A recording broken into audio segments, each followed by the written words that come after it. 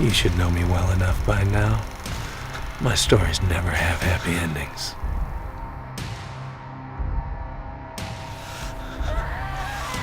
The devil is real.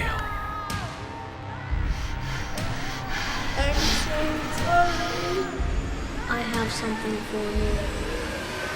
Go.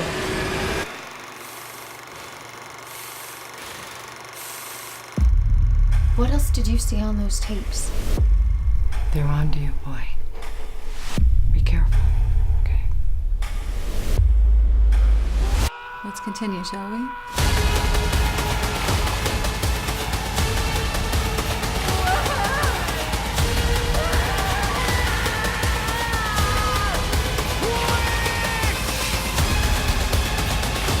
You want to see crazy? Cause you ain't seen nothing yet! Are we having fun yet, Michael? Well, that was fun. Story time's over.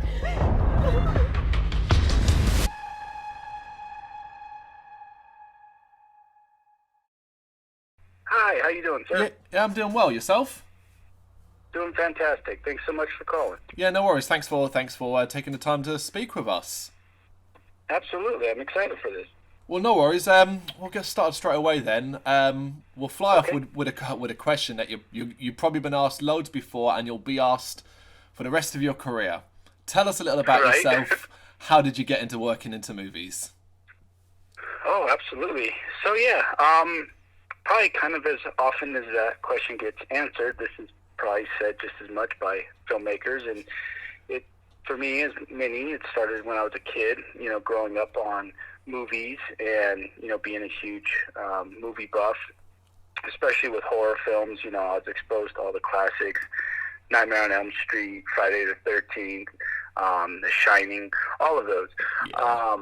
And I've always had a really active imagination. I always remember when I was in maybe like fourth grade, and I was a fan of the Tales from the Crypt show that was on HBO, and I would write, stories and have pictures that go with them, and I always remember writing a story that was kind of inspired by one of the Tales from the Crypt episodes where this owner owns this diner, and he's like cooking up his patrons and serving them to the other patrons, and I made a story kind of based off of that called Meat Cleaver People, and it was like my take on that. So ever since I was little, I was always writing stories or like little action stories with guys jumping out of helicopters, like Arnold Schwarzenegger stuff. Yeah. So as I got older, probably roughly around like 17, I started thinking, wow, how is a movie made? Like, where does it all start? And it started with screenwriting. So I started with taking some screenwriting classes and buying books and things like that.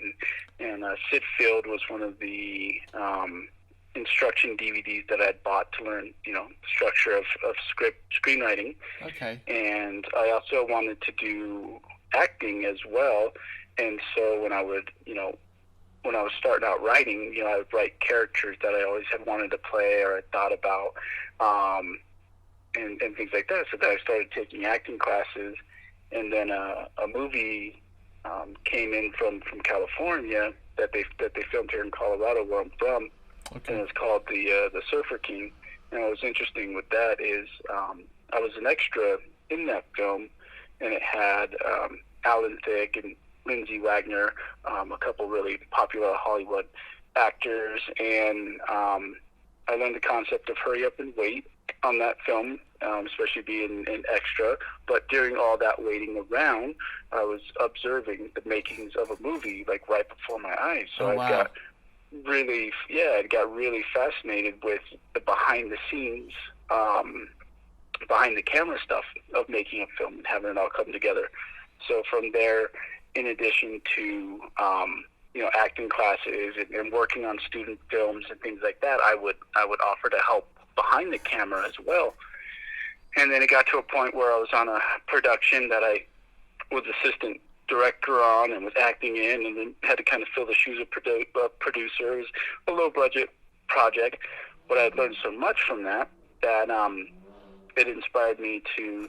This was around 2016, leading into 2017, or not that recently, 2006, leading into 2007. Sorry, and that had led me into wanting to start my own production company because I felt I had enough knowledge to kind of start making my own films, and I had stories to tell, of course, and that's when I had started Heart and Fire Productions back in 2007, and then ever since then have been making short films throughout the years. And then when I felt confident enough to take on my first feature film, which was Hans Crippleton, Talk to the Hans, a very zany, crazy hillbillies versus zombie kind of horror comedy film. Yeah. That was really exciting, and I got really business minded with that film as far as thinking of distribution for your film and where you're going to take your film when it's done, and then went on to do a web series while I was filming Terror Tales, and then got Terror Tales finished, and here we are about to release it. So that's kind of it in a nutshell. Well, yeah, I mean, you only have to go, like, you go to your IMDb page, and your list of jobs that you've done or been credited for in the industry is quite a bit. As you say, from editor to cinematographer to writer to director to producer. Which of those would you say has been your favorite has been your favorite to do? Absolutely. It's definitely a tie between directing and writing. Yeah. Because like I said, I love to tell stories so much, and I love the directing of it. Because I love to work with actors so much. It's a huge passion of mine. It's always recommended that, any director should, take acting classes and sit in on them and things like that. I had just kind of been already doing that before I knew I really wanted to be a director too, since I started taking acting classes. So when I shifted into more of a director role on my films and projects, it was a really nice translation, working with actors, being an actor and being an actor's director kind of thing, because you're so much more understanding of the process, and you're more open to what the actor can bring to the role by letting them improvise and try things and take their suggestions, and it's just a really pleasant experience rather than being that hard-nosed director who hides behind the monitor on set all day, and just it's really kind of just really distant with the actors. You hear some of those directors that are like that, whereas the ones like me that are out from behind that monitor and right up there next to the performance and really like feeling it and offering guidance to the actor and being there for them. Now that said, when you wear many hats like I often have, I've definitely taken a Robert Rodriguez approach to filmmaking over the years, a kind of rebel without a crew kind of thing. And, you kind of sacrifice some of that intimacy. I've always still been very attentive to the actors and have loved that.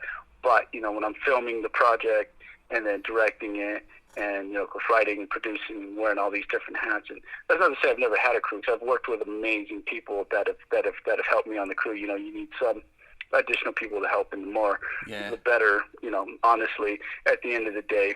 So directing and screenwriting, I love those two things. I know I'm getting long-winded here, but I also enjoy producing very much because I love making stuff happen, and and being a producer, you've got to have that trait. So Well, makes sense, and it's interesting what you said, sort of like about being so hands-on and being so like an actor and a director at the same kind of time. Do you not? I mean, it's kind of, I guess it almost allows you to get closer to the cast that you're working with, I suppose. I mean, you hear, as you said, about these directors and actors saying, "Oh, I didn't like them because they never did this or they never spoke," and I guess it's almost like having almost like you don't get to tell me what to do because you've never done the job, but you can say, "Well, I have, and I am doing the job." Exactly. You make a very good point. Some directors, like you said, they just don't you know, have that understanding, and, you know, they just let their ego take over. Yeah. Even, you know, even I've seen like first time directors do it, you know, and being an actor myself, you know, I've worked with directors like that just don't get it, you know. Like one of the no-nos a director can do is to sit there and kind of berate your actor over and over and over again to get them to do the take this exact way that you want it. But it's so like kind of trivial the way that a director will want it, but they just won't let it go, and you're like beating it over the actor's head, take after take after take, and then usually they don't end up getting that performance they want anyway, because the actor's so jumbled up and self-conscious of it. And again, I remember that happening to me as an actor, and I've, you know, seen it happen with other directors to actors. So yeah, you know, the more intimate you can be with your actors and crew, and you know, have it be more of a camaraderie, and yeah, you know, I like that on a film set, and it kind of always reminds me of the Indiana Jones crew, Steven Spielberg and things like that. You know, when they came back for Indiana Jones and the Kingdom of the Crystal Skull, I'll probably get scorned for mentioning that movie. I wish it was better too, but anyways, I always remember watching it behind the scenes, and it was just so cool to see so many of the original cast and crew from, you know, like Raiders of the Lost Ark coming back, you know, on the film. And they said, you know, just kind of like a family that had always been on set for everybody, and how pleasant it was and how great it was to come back. And you know, I value that kind of thing as a filmmaker. You know, I would love to have a film, you know, like that, where so many years later there's like a sequel or whatever, or even if it's the next film, where you can kind of keep bringing back cast and crew and people you've worked with that you've developed a really good working relationship with. Well, yeah, I mean, you talk about that, and you're right. It does get people in. If you're so inclined, I guess only look at like the most recent Halloween that came out. That had obviously returning Jamie Lee Curtis and the returning actor that played Michael, and so many different things. And that everyone seemed to highlight that as much as anything else. That it was great, you know. Yeah, oh, absolutely. That's a fantastic example. You know, and John Carpenter came on the set some of those days, and you know, he reunited again with Jamie Lee, and I think it was Nick Castle. That's right, you know, Nick Castle. The original Shape, you know, came back and did some cameo shots in there. And when you do that, you know, that love and care is you know, it's felt in a film. Yeah. And you know, and that gave the new Halloween and edge over a lot of. I mean, it's a sequel. You know, it's not necessarily a remake this time around, but you know, it gives. You know, it gave that film an edge and an authenticity to it that harkens back to the original. Yeah. And of course, you know, if those relationships had been severed or whatever, or if it was bad, you know, John Carpenter could have been like, oh, hell no, I'm not being part of it. You're bringing Jamie Lee back, don't include me, you know, or vice versa. But, you know, everybody, you know, had such an awesome experience back then making that film. And even Jamie Lee is still fond of it. I know she said something along the lines of, you know, when I die, on my tombstone, I'd be proud of it said, here lies the Halloween actress. You know, because she had such a good experience with that, and it just goes to show, you know, because that was a low-budget indie film back in the day, and she went on to be a mega Hollywood actress. Yeah. But that film and that experience left such an impact on her that she still remembers it so fondly, and, you know, rather than trying to shun it for being a horror film. Yeah. Yeah. So, obviously, you've already mentioned it once before, but Terror Tales, it's your new film. Yes, sir. What made you decide an anthology? I guess you kind of already answered it when you talked about Tales from the Crypt, but what made you decide an anthology horror was what you were going to do this time? Absolutely. So, I've always had a love for the genre, of course. It's one of my favorite subgenres in horror, the horror anthology. It's never gotten enough love over the years, but when it has, and when done right, some really fantastic films come out of this genre. Yeah. So after I'd finished my first feature film, I guess it even kind of goes back before that, as I was shooting a vampire short film. Oh gosh, I want to say maybe this was like 2012, and I'd always intended for that to be part of a horror anthology. And my thinking behind that was, at that point, I had done, so many short films that at that point I'm like, what if if I do some more short films, but stitch these together and get a feature out of it and make a horror anthology. So that was the mindset with the vampire film that I was making at that time. I'd met some really great people on that set, and one of them, is a really good special effects artist. And when we had wrapped that film, he also acted in it. When we wrapped that short, he had a character that he created himself, kind of in the real world. And so, long story short, I was really fascinated by that character, and I wanted to make a feature film out of this character, and that led into the Hans Crippleton film for my first feature film. So that kind of put the vampire short on hold in the anthology, because I was really excited to just jump into a full-on feature from there. Fair enough, yeah. So now once that wrapped, I wanted, okay, what's the next feature going to be? So I wanted to go back to the horror anthology idea.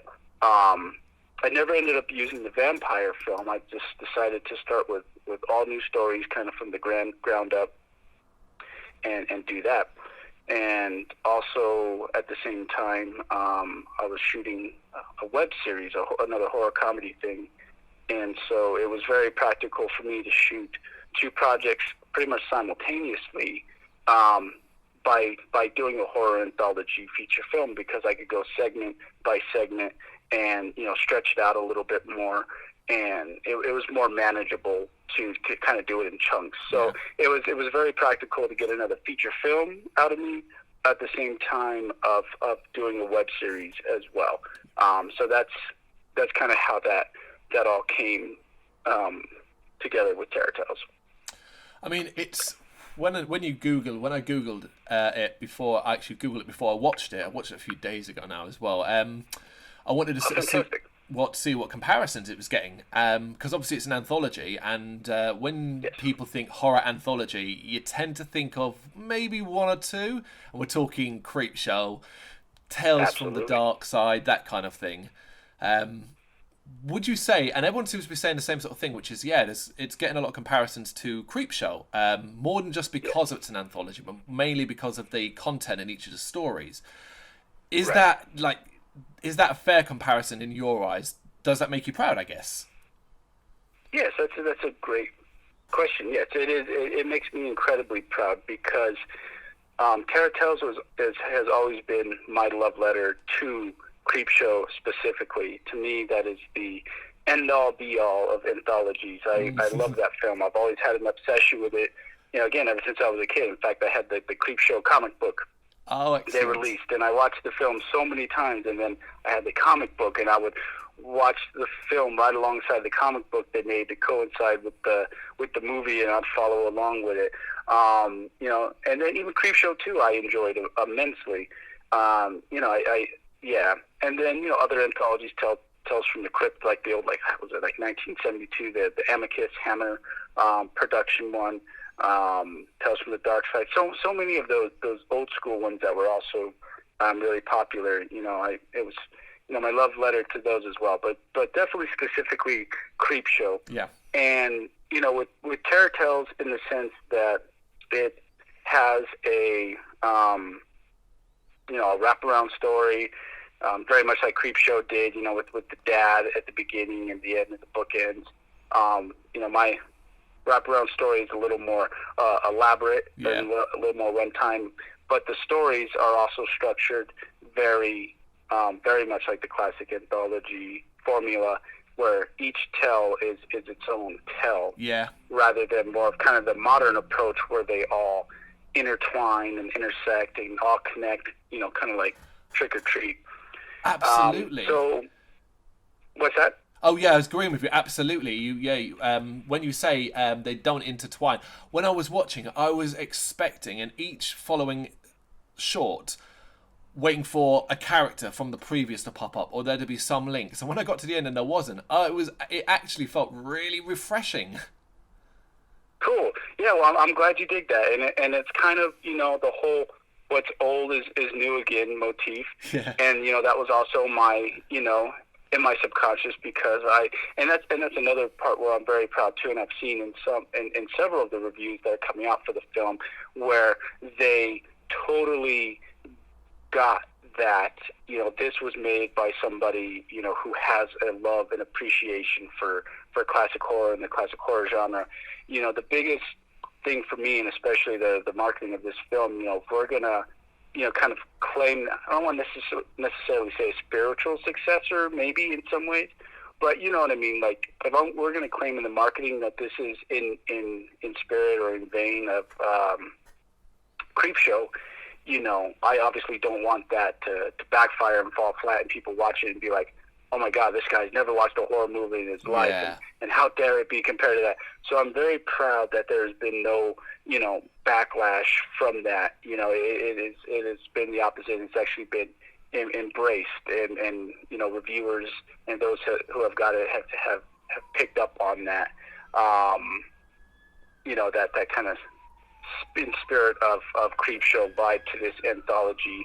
And of course, when you do a segment, like the Radical Video one that I did, where it takes place right in the '80s, and it's like a slasher film, and it's very much a throwback, and again, my love letter to '80s horror and of that time period.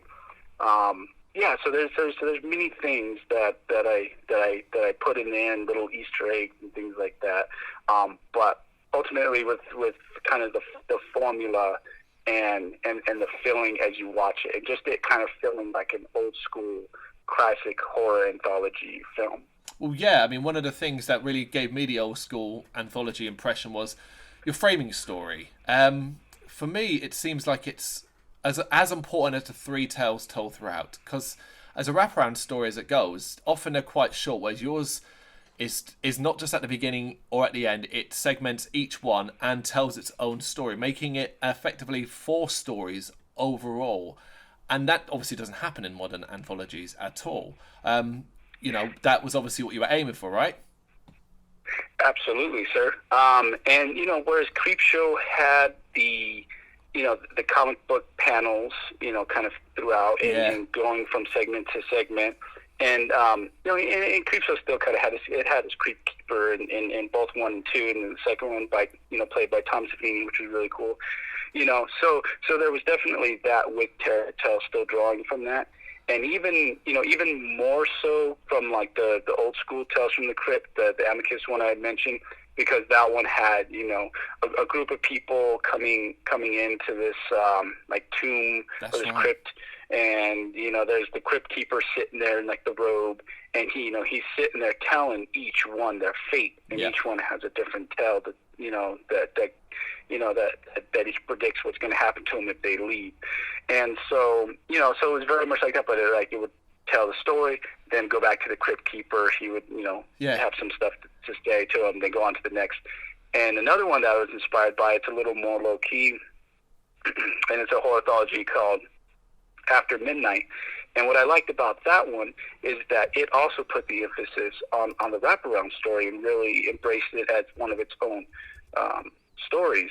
And that one, I noticed it went on for like 15 minutes. So like the first 15 minutes of the film is dedicated to the wraparound story. And I thought it was really effective, because you get invested in that story as well, and that crypt keeper of that film. So then when he brings the group of kids together in that film, starts telling them the tales, you get treated to that story as well. It's not just kind of an afterthought. I'll give another example. This ain't even bashing, because I enjoy the film a lot, but like even an old school one like Body Bags, with John Carpenter, and they like put him in makeup. Fantastic anthology, really enjoyed it. But like that wraparound was less, it was more just like John Carpenter there as a host, kind of breaking the fourth wall, getting into each tale and pulling the bodies out. And this happened to so and this happened to so and so. It was very just like one location, and then it got into the stories. Whereas mine, of course, it plays out as a full story. And absolutely. And each story, they're all very different, but they fit together nicely, I think. Anyway, Which one of the three, I guess, are you the most pleased with, and why? Absolutely. Definitely the Radical Video segment. I knew you were going to say that. Yeah, absolutely. For many reasons. One, it was obviously, like I say, my love letter to the video stores. And what I like about Radical Video is it makes it hits you in the feels, for us that grew up in video stores. And we're at a point in I'm not sure how it is over there, with video stores, but if it's anything like, in the States, they're pretty much all gone. The mom and pop video stores of yesteryear. There's just still few you can find around. So that always struck a chord with me that, to kind of recreate that magic again. Yeah. And what was interesting is as we were in pre-production, how are we going to film this? Are we going to try and find a mom and pop store somewhere, and film there? And then ultimately it came down to set building it kind of from the ground up in a basement and accumulating all the VHSs and things. And it so happened that there was a very popular video store here where I'm from that had been around for years that was going out of business right as I was in pre-production for Radical Video. So as this video store was going out of business and taking all their stuff down and selling it, I was there, getting shelving units and old stuff that they had from the 80s and registers and all this authentic video store stuff they'd held on to for so many years, and getting all this stuff that I could use for my Radical Video store and build it up. So it was really cool that as one video store was going down, I was kind of building one back up for the film, to kind of live on in that. And, that made it really special. From a technical standpoint, I'm really fond of it because that was the segment that I had the most luxury with pre-production. Okay. Because I knew if I was going to recreate the 80s, I wanted it to feel, as I always call it, authentically 80s, from the clothing. If you look close, one of the aesthetics of Radical Video is this wood grain theme with the furniture, like the detective's desk. Okay. And things like that. Wood grain was, very popular back in the day. So, that, and it's not funny, but, I put so much love and care into this and so hands-on with this, as I'm actually, getting furniture for the segment and things like that. And stuff was built like a tank back in the day. Just furniture was really heavy. And so I ultimately ended up getting hospitalized because I ended up with a hernia from all the heavy lifting of all this furniture, wow. To get, to make things look, as spot on, every frame, look authentically 80s. And so, it was worth it. So I always look back on that and I'm like, it was worth it because, it turned out so well. And of course, now that the reviews are out, to see that be embraced and pretty much as everybody's favorite across the board, and they get what I was going for with it, absolutely made it worth it, rather than, the opposite, and everybody's like, oh, that was my least favorite segment, it was too cheesy, or anything like that. People got what I was going for, and it's been hitting people in the feels too, like I had hoped it would. And then, to kind of close on that, in the end credits, people are treated to, and kind of an extension of the Radical Video story, where they get to see it in the present and actually see it as like one of the struggling mom and pops, that are like out there, because the Radical Video ends up, closing down and things like that. So it was really cool, that segment, to go to the 80s and then kind of follow this video store into the present day. Just at two different points in the film.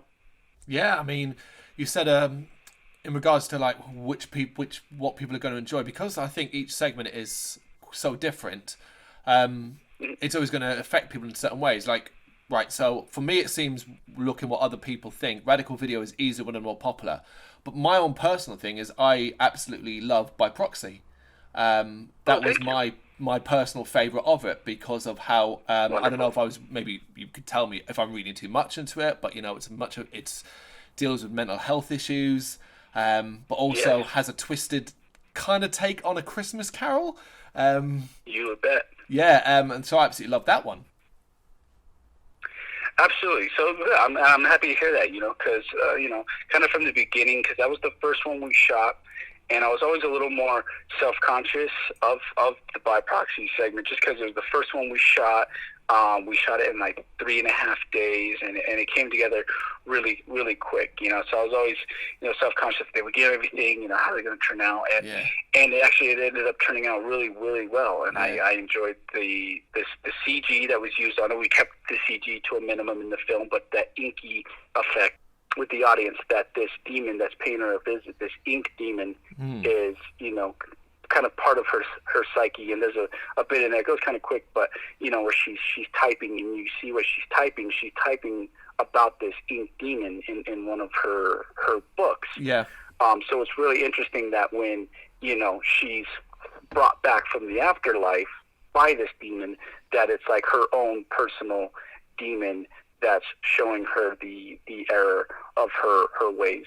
And yeah, it's just one of those interesting segments where audiences will be rewarded for going back and watching it and kind of picking up on the little subtle things like that, which was really interesting to do. Yeah, so I really love shooting that segment. Yeah, I mean, it basically sounds it's important to give it repeat viewings, if just to pick up on the extra small details that you added that perhaps, I don't know, a modern horror audience maybe so desensitized, maybe don't pick up on the first time round. Yeah, absolutely. Yes, I really get that. I really get that vibe. That it's and you start off the film with this segment, so it's very much like, okay, audience, turn your thinking caps on. And with this kind of film, you got to be careful with that, because you don't want it to necessarily be that kind of film and so serious throughout the whole thing, where it's like like the movie Seven or something like that. Sometimes with these films, the audience just wants to turn the brain off, have fun with it, and not have to do so much kind of thinking and putting two and two together. But I think it adds to the charm of this segment. And I remember somebody a while back who had seen this segment had complimented on one of our actresses. Her character played by the psychiatrist, and she's delivering a spiel about the Munchausen by proxy condition and how she examined Lynn's character, her son, the Susan McKay character, her son. And anyways, it was really, really a compliment to hear from this person who had seen the segment that had such a knowledge of psychology and the Munchausen by proxy condition, and he had complimented how accurate it was what the character was saying in the segment about that description and how she was describing it. So I'm really proud of that. It just goes to show, you put the research in to make things right. Excuse me, it'll come through. It will, yeah, because even if it's only a handful of people that notice it, those handful of people will notice it, and that's important. Oh, absolutely, and they'll be quick to point it out. So yeah.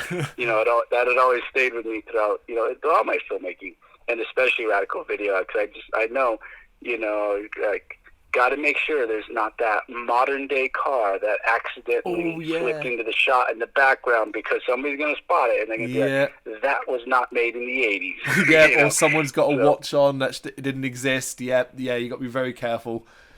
Oh, absolutely. And you mentioned Lynn Lowry. You had a hell of a cast involved for this. Yes. We must be quite pleased to have basically got so many people involved. Horror names, maybe not like iconic in the sort of pop culture way, but for long-term horror fans digging around, you've got some incredible names. Absolutely, yes. Iconic horror actors from like Sleepaway Camp, and pulling, and we even got Jennifer Runyon from the Ghostbusters, Wes Craven's The People Under the Stairs. All these films that I grew up adoring and that I love. It was really surreal getting to think of that mindset. Okay, what films did I love growing up, and picking actors from that. and it was also important for me to make sure that they can act too. And Yeah, you'll of see the course. performances that are turned in are fantastic. Yeah. Especially, by Lynn, and then Lorene Landon from Maniac Cop and Airplane, and she's a cult actress goddess, and she was phenomenal to work with, but she's so talented, and everybody was. And Jonathan Tiersten as the Sledgehammer, he was from Sleepaway Camp as well, like Felissa. So it was really surreal being able to work with all these actors whose films I adored and their characters, and it was so great that when I was working with Felissa Rose, I got to tell her how she was responsible for kind of messing me up as a kid, with that ending of Sleepaway Camp. I'm like, you have left a psychological impact on me for life, and I love it. Yeah. Yeah, absolutely. So I'm really proud of that, and again, it is a love letter to horror in general, and especially that of yesteryear. So it was very fitting, to have these actors, especially from like characters that played in their heyday, coming back in a film that's paying homage to that. Yeah. And again, that's been picked up on the reviews as well, that it was very fitting, and it was really important to me to give each one, maybe not the meatiest of roles throughout the film, but that each role had a purpose, and it was less about just 3-second cameo from so and so. I wanted to give them lines and characters and stuff to work with, which was fantastic. Yeah. So what would you say has been what was the most challenging thing you faced when it came to actually making Terror Tales? Is it more about distribution, or was it something during the actual making? I think what pops to mind the most, oftentimes you hear, all kinds of things like going wrong during production and things like that. Yeah. For me personally, everything went really good with production. It was a very, smooth process from segment to segment. I wish I had more time on some segments than others, and areas where I could have, polished up the script a hair more. But ultimately, in the editing was where it was, and in post-production was where it was truly more grueling for me. And it's one of the curses as a director, also being the editor, because you got to be able to cut your babies, as they say, and suck the fat out of your film as much as you can. And Terror Tales was nearly 3 hours in its original rough cut. Oh wow. So, and my goal was trying to get that down to 1 hour and 30 minutes. And as time, was going on in post, I had already struck a deal at AFM, the American Film Market, in Santa Monica, California, which is fantastic. And we had landed distribution for it, and they had saw, a rough cut of the film, and they loved it, our distributor, but things were signed, and it was, had to start delivering the film. Yeah. Well, the state it was in was still, it was getting there, but it still needed some more love and sound effects, and there was certain things at that point that I had to take on that kind of fell on my shoulders in post. So there was additional work that I had to take on myself and try and get it done and turned in as soon as I could to the distributor, so we could start, getting it out there. So it was very much like, not rushing it in post, but, still kind of feeling that pressure of getting it turned in, and then, basically cutting a 3-hour rough cut, trying to get it down to 1 hour and 30. And ultimately, I came to about roughly 1 hour and 50, 1 hour and 55 minutes before the credits start rolling. So I'm proud, of what I was able to cut, but I would say that was the hardest part, especially for me, is to get to that point where I'm like, oh man, what else can I cut here? And I decided to kind of keep it at that 2 hour mark. And I looked at some other anthology run times like Creep Show, it had clocked in at a little over 2 hours. And I think like Two Evil Eyes.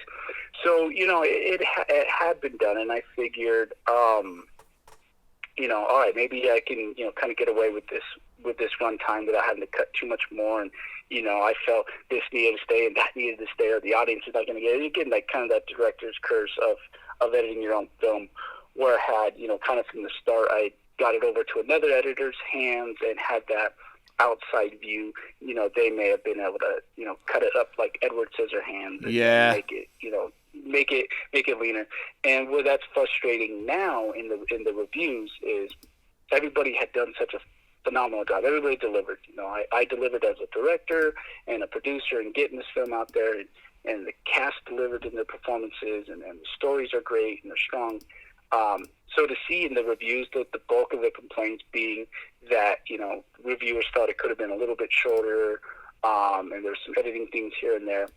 That's a hard one to swallow for me, because that lands on me as the film editor. I take accountability for that, and it's just, learning for the next one that, in the editing I do going forward, I just have to take that extra time and try and, It's interesting to say that, because see what can go, and especially, in a horror film, it's, and I knew that subconsciously. That's why I'd always had the goal of getting it down to an hour and a half, because it's a sweet spot for horror films and low budget horror films. So yeah, that one's been a hard one to swallow. But if anything, at least it's the runtime being criticized rather than that story sucked or the performances were terrible. Yeah. It could be worse, but it's like I gotta take that hit. Yeah. You are right. It's a complaint that ultimately, if you were involved, you're always going to take a little bit to heart. But for me, it's always a matter of modern attention spans as well for horror. Yes. Yeah, you nailed it when you said an hour and a half, just about right. I mean, yeah, your film clock's in under 2 hours, but on the flip side of that, it's an anthology. It's telling several stories. You got to tell those stories, right? Absolutely, and that's one thing with me, and that's just my style. I'm very much about the story and character development, and there's been some reviewers that have acknowledged that. So you do make a good point. There are some that do get it and have liked that I did take that time with the story and the characters. And just as an example, it's always drove me nuts in horror films over the years. They're entertaining and I like them. But it just drives me nuts when it's that slasher film. You get the group of kids, they die one by one, and you don't care. Like, you're actually kind of rooting for them to die.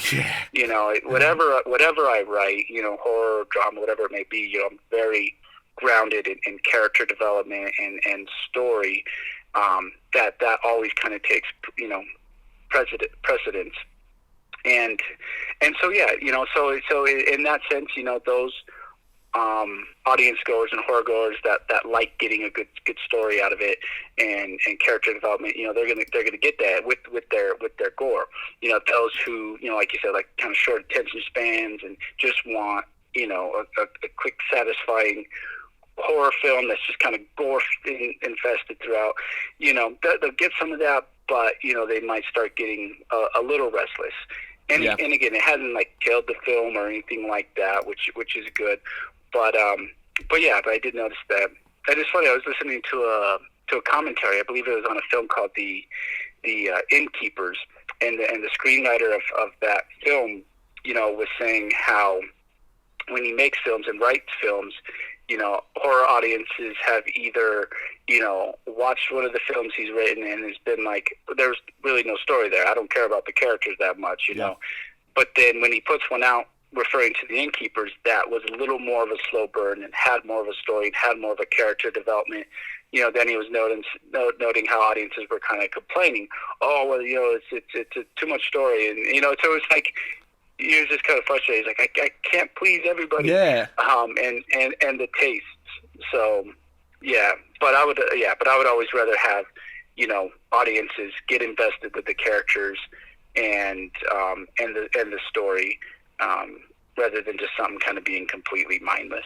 I mean, I'm glad you choose to go down the route of what you would rather it be, because I don't trust horror audiences, because we get another film in the Conjuring universe and the likes and so on, and they're well made and all that, but ultimately they're cookie cutter ten a penny stuff. So me personally, it's like I don't want the audience. I don't want directors and writers and so on going, what does an audience want? Because he said you can't please everybody, and you'll end up only ever pissing off one section over another. Yeah, you make a very good point, and I think that's a great tip for any filmmakers to ultimately write what you want to write and make what you want to make at the end of the day. Because if you get sucked up into trends and things like that, by the time your film comes out, oftentimes that trend may be over. Like the zombie genre, it came back in a big way for years. So filmmakers had a little more time to jump in on that trend. But it got to a point now where it kind of has become so oversaturated, and it's kind of fizzled off a little bit. And I'm sure it'll come back again. Big zombie genre. But like something like doing a film based off the popularity of It. It Chapter 2 coming in. Doing clown films. Like that's a little less a window of time. And me personally, I don't like making films that way. I love, making what I want to make. Now with Terror Tales, possession stuff is very hot. And, so there was a little bit of that in my mindset with making one of the tales. And I'm like, okay, I'd love to do a possession tale. And it's, it's pretty a hot thing in the market. And, but, it's never been like, a soul thing. And it's like, as I work with distributors and things like that, they'll tell me what the trends are and what, the stores are looking for. And I've always, thought about, okay, I'll make a film to the trend. But when it comes down to it, it's hard because I don't want to force myself to make something to a trend or things like that. I'd rather, make the film I want to make and make it as good as I can. And, if the audience responds to it, all the better.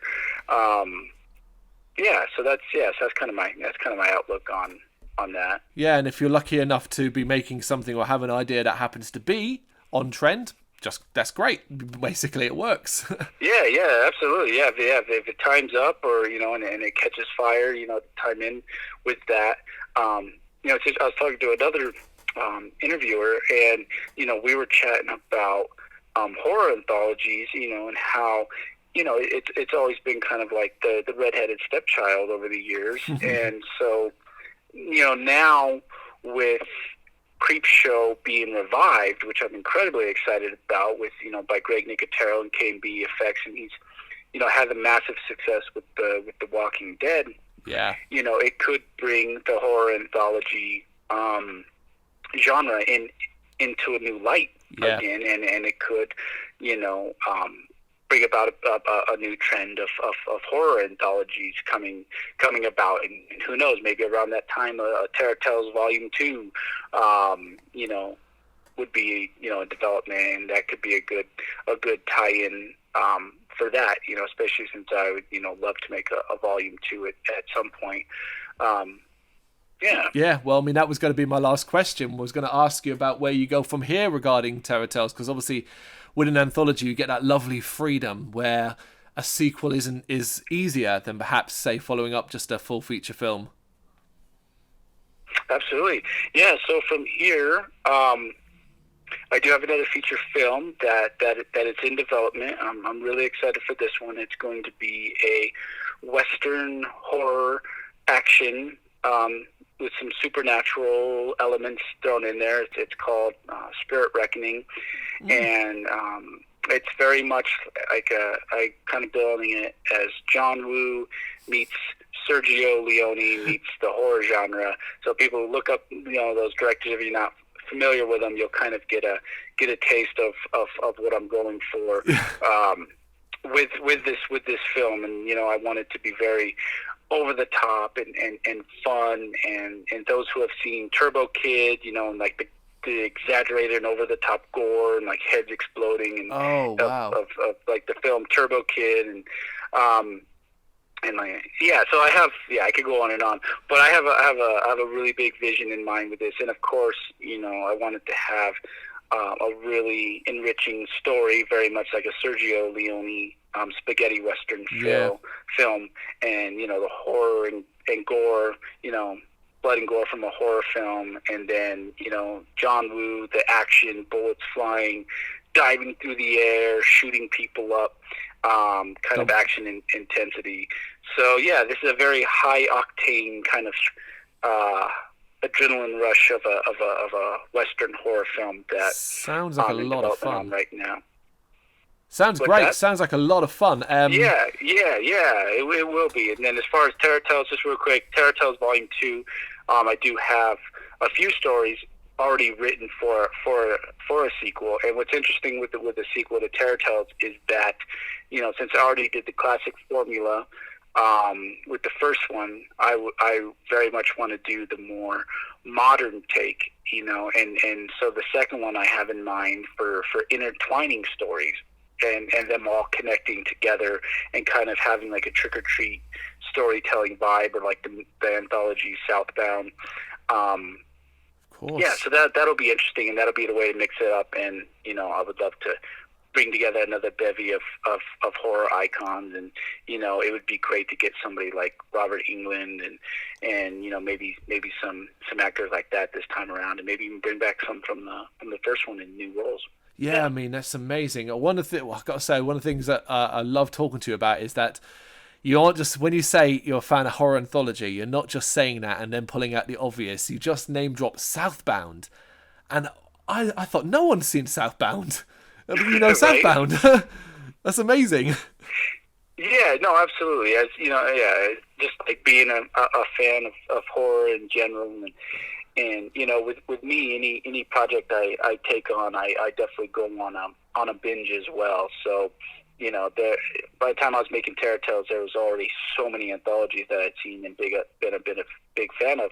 But there was also those two that were coming out as I was making Terror Tales, and Southbound was one of those. And I really liked that film and what it had to offer, and it had Dana Gould, who I'm a fan of. He was in one of the segments. It was kind of interesting seeing him in that kind of role. But it went under the radar a bit. Yeah. Like it came out and it had some pretty good praise, and then it just went away. And like as it was coming out and marketing, I was like, oh man, this is kind of going to be the next big horror anthology, kind of like a Trick or Treat and like the VHS franchise, and it never kind of took off like that, which was unfortunate to see. But it is. But I'm glad you are aware of it. Yeah, I loved it. I enjoyed it. Yeah, it was great.